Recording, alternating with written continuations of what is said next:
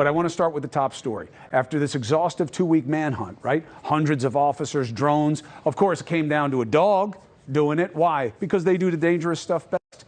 Danelo Cavalcante.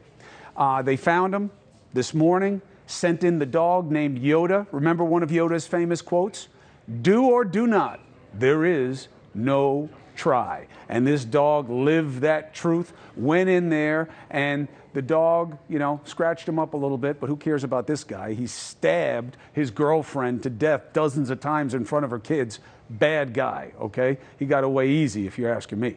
The DEA aircraft picked up Cavalcante's heat signature using a thermal camera early this morning. Then there was a lightning storm, and the DEA aircraft had to land. The police had to pivot, but they wound up finding him. And again, the dog went in, a 4-year-old Belgian Malinois. Now, I don't know if you know much about this dog. They look like a little shepherd, but man, they are badass, these dogs. They really are the best of the best. Cavalcante had his weapon on him, remember, so he was armed and dangerous. And the canine had a dicey job to do, but did it well, got the jump on him, took him down. That's that. And then the officers took this, what I thought was kind of a weird picture, like this kind of group picture with him after they caught him. But whatever. I guess after all those efforts, you deal with it the way you want to. So here's the interesting part of the story to me.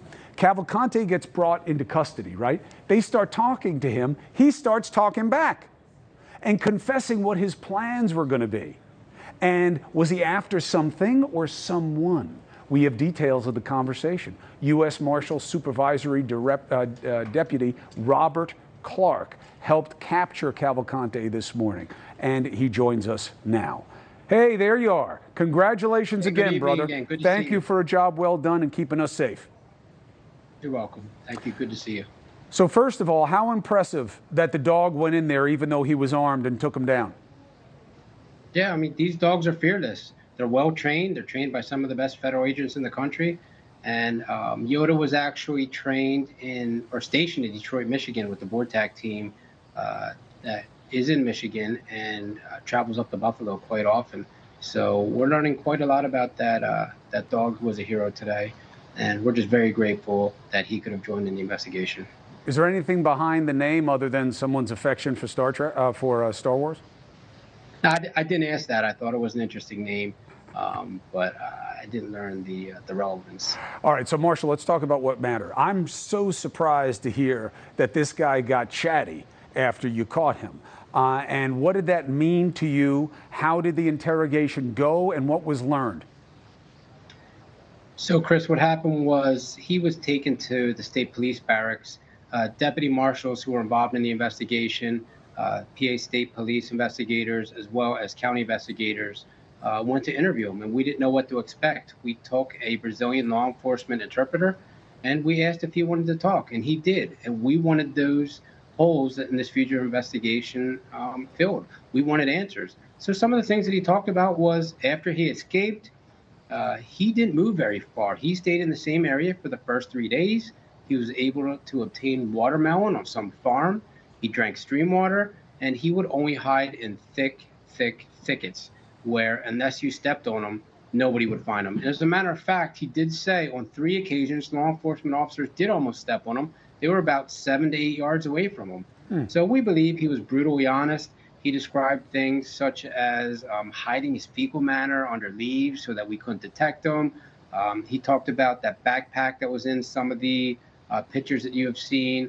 And when we asked him about how did he get clean shaven or who was helping him, he said there was one razor in that backpack. So that answered a lot of questions. We found him credible.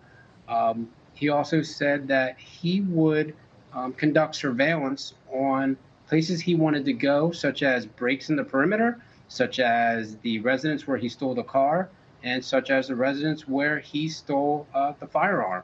He was very candid with us, and he said the reason he left the first perimeter was because the law enforcement presence was just too immense. We almost caught him a couple times there, and he felt that he needed to go. He scoped out a spot in the perimeter he wanted to get across. He scoped out a residence where he believed there may be some vehicles, and he took advantage of that. And that was the same thing with the second perimeter. He said that law enforcement officers on a day-to-day basis, there were just more and more of them. He noticed aerial assets. He noticed the helicopters. And I guess his spidey senses were tingling. He wanted to leave. Hey, thank you for watching. Please go to newsnationnow.com, newsnationnow.com, and you can find NewsNation on your television provider. And don't forget to click the red subscribe button down below. Then you will get more of NewsNation's fact-driven coverage.